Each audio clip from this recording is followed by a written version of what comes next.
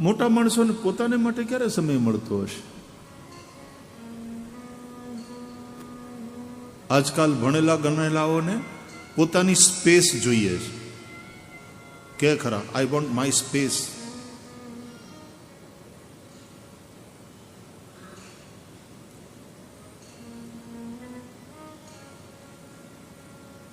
બધાયની સમસ્યાઓને ઈ સાંભળે, પણ એની સમસ્યા ઉપર કોનું ધ્યાન? તમે તમારી સમસ્યાઓ એ મોટા માણસ સાથે,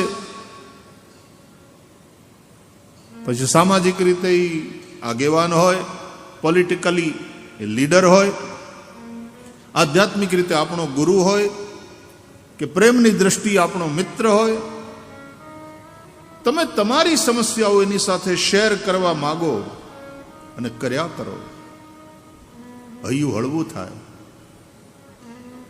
કંઈક માર્ગદર્શન મળે. પણ એ વ્યક્તિ પોતે કોની સાથે શેર કરે?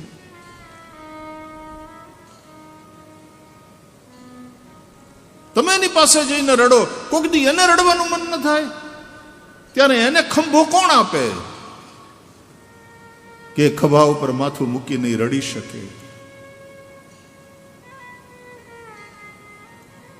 સામાન્ય રીતે સ્ત્રીને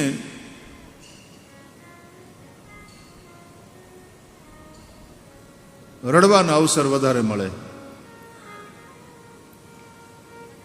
એને અનુકૂળતા એમ મળી રહે ને એ રડે એટલે એમાં કંઈ અજુગતું પણ ન લાગે. અને ઘણીવાર તો સ્ત્રીના રડવાથી, સ્ત્રીના આંસુમાં બહુ તાકાત હોય છે. ધણી પાસે ધાર્યું કરાવી લે રડીને.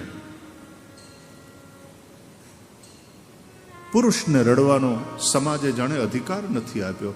અને પુરુષ રડતો હોય તો પુરુષના આંસુને સમાજ એ પુરુષની કમજોરી માને છે.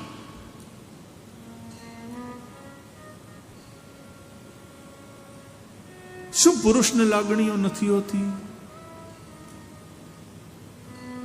પુરુષને રડવાનો અધિકાર નહીં?